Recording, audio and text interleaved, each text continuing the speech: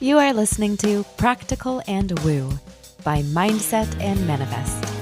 My name is Eden, and I invite you to embark on a journey with me to explore the practical and spiritual edges of the unknown for the purpose of allowing you to embody and empower yourself uniquely as you are, and to intentionally create and live a life of freedom and fulfillment. Each week, I'm going to discuss topics such as energetics, reality creation, manifestation, astrology, tarot, human design, and more to help empower you to live beyond perceived limitations and to practically design your life so it feels like absolute magic every step of the way. Let's dive in. Well, hello, darling soul. Last week on Practical and Woo, we discussed why manifesting must be an ulterior motive free zone if you want to create consistent and fulfilling manifestations in your life. This week, I want us to expand on this subject by exploring why our ulterior motive informed desires don't yield what you're truly wanting and what to do about it instead.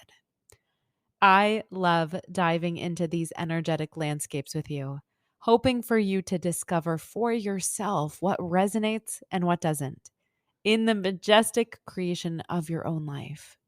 As always, allow yourself to listen with your heart, take what feels true to you, and feel free to leave the rest. To set the stage for this subject, I'm calling upon a cultural trope from the land of rom-coms. A guy meets a girl, wants to be with the girl isn't interested. This makes the guy want her more. She agrees to be intimate with him for some reason, with the assertion of no strings attached. He pines, and then, usually in true rom com fashion, they fall in love. And then the movie ends. Now, this trope is by no means gendered, even though it's historically depicted that way in Hollywood.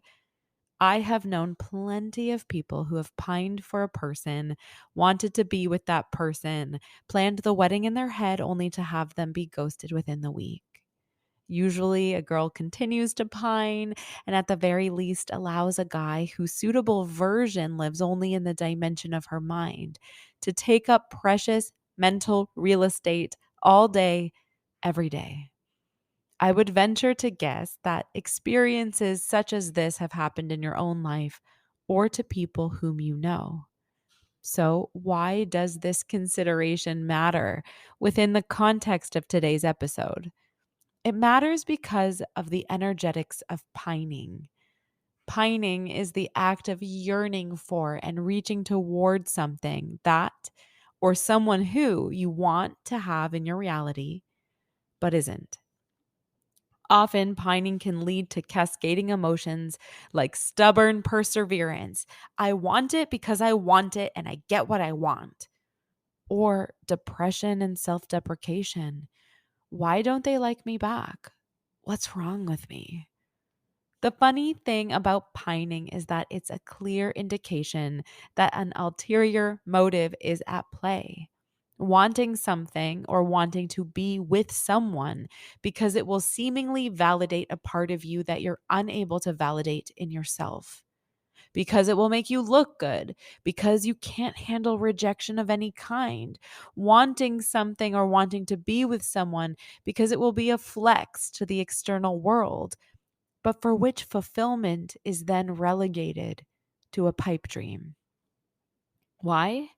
Because the benefit sought is encased within an ulterior motive, and the desire isn't born from something that you truly want, desire, or wish to have for yourself because you love it and it fills you up.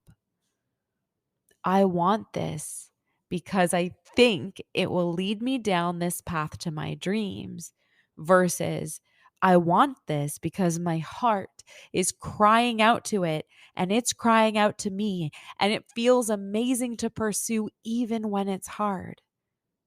When your intentions are based on a need to flex, show off, gain street cred, there is usually an ulterior motive at play. Now, I'd like to be clear. There is nothing wrong with this way of being. There is nothing wrong with this way of living your life. If you take pleasure in pining, then I'm celebrating you for doing something that feels meaningful to you. It's neither my intention, my wish, nor my desire to tell you or anyone how to live. What is my intention, my wish, and my desire is to offer you an alternative perspective of the juicy, energetic underbelly of reality creation, to see another side of the energetic choices you're making, and to help you set yourself up for success in creating a life you love that feels fulfilling from all angles, inner, outer, and everywhere in between. So, what's the alternative? What can you do instead of pining for the things that feel out of reach? What can you do to magnetize the juiciest experiences towards you in a way that feels like they've materialized out of thin air? How can you have your cake and eat it too without it looking like some regurgitated mess? I'm sorry for the visual. You must get honest with yourself about what you want and why you want it. Do you want something because the core of your being is cheering, heck yes, that's for me? Or do you want something because not having it feels like you failed some invisible test of being successful, being worthy, being human? Often people make an assumption that appreciating material things, appreciating the quote unquote finer things in life is unholy or unspiritual. And it is my perspective that what's truly happening here is that people are recognizing that the mad dash to check off the accolades, accomplishments, and flexes checklist leaves them feeling unfulfilled. And instead of asking why that happened, blame the external world instead. So you want to be with this specific person. Why? Why them? Is it because their seeming rejection of you made you feel that the only way to feel like you matter is to prove to them that you're worthy? Or do you want to be with that person because the relationship is being carefully built on a beautiful foundation and you're mutually efforting towards something deep and meaningful?